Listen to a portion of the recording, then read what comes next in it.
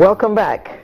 Now, once in 4 years, the Maritime Union of Nigeria holds its conference and elections. The next one is scheduled to hold on the 17th of March, and already there are allegations and you know how we do it in Nigeria. You know, the whisperings already that this thing no go free and fair. So why is that so? It's my pleasure to welcome the President General of the Maritime Workers Union of Nigeria, Comrade Anthony Nat'l. Good morning. Thank you, ma'am. And on my left, right next to me, is Comrade Uche Igwe-Ono, who is President, Shipping Branch Maritime Workers Union. Thank you. And next to him is Comrade Sunny Adeleke, President, NPA Branch of the Maritime Workers Union. Good morning. Good morning. Thank you all very much for coming. President General, you have been at the helm of affairs for 8 years, and you'll be handing over soon. How have you managed to maintain industrial peace in that area, which we understand can be quite rough? Thank you very much. I think it's a very challenging task. But however, by the grace of God, we're able to get to where we are today. First and foremost, what we did was to spell out the disciplinary procedure for the workers to understand what they should do in an organization and what they should not do. That was the first thing we do. We let them to understand some key issues. Getting drunk on duty, fighting on duty, stealing, getting involved in narcotics, and once that is done, summary dismissal. Every other one can attract probably a warning letter and query letter. That is one of the things we did. Another thing we also do was also to do capacity building. Workers were trained in large numbers. I'm talking to you, during my administration, we trained about 6,000 workers in the maritime industry locally and about 300,000 nationally. The records are there to show those things we've done. And we also preach dialogue. We let the workers understand that today is not the union of the other day where we bang table, we set blow. That the union we practice today is scientific unionism, where dialogue is our watchword. We sit down on the table and talk and achieve the common objective. The worker come to understand that. Above all, we also do what we call docker restoration, workers restoration. We bring the worker to the hall, we teach them the word of God. We teach them our moral value, which is lost in society today.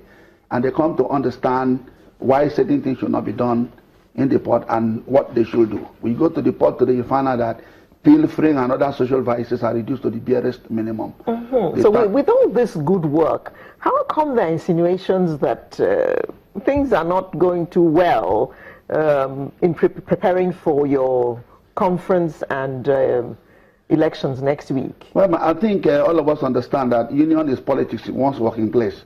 It's not like the other politics of PDP or APC, but this one is politics in one's working place. All these things are banned to happen. But those insinuations are not right.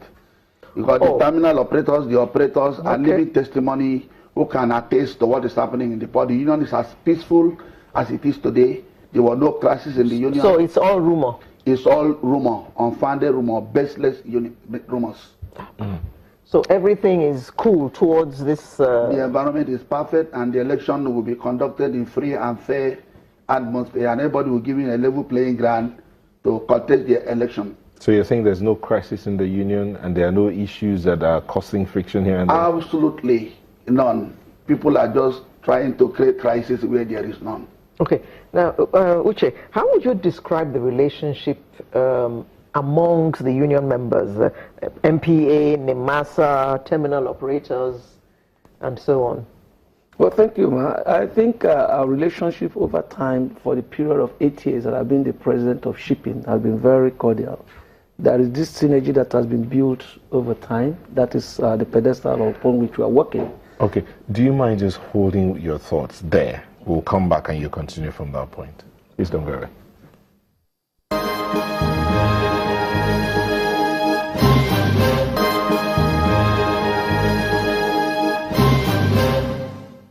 Welcome back. So, Jay, you were saying something about... Yes, I was talking about the relationship between the terminal operators, the shipping companies, MPA, and then the rest of the branches that make up Maritime Workers Union. I said that we've been working very harmoniously and we have a synergy we use in approaching our work. And for the 8 years we've been in the system, we have not had any cause to have problems. And there is no cause for any problems now that we're preparing for an election? None at all. And I can you know tell that you when that elections are coming, in every society, there's always a bit of tension because of those who are campaigning, and sometimes those who are campaigning are whipping up certain sentiments here and there, which may cause disaffection among. You're saying that there's none of that happening at all?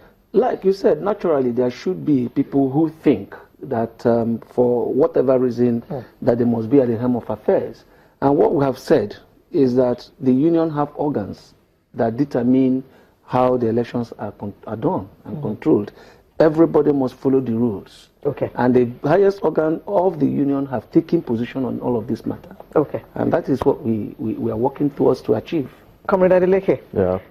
it seems that the last 8 years have been a period under his stewardship, have been a period of peace and progress.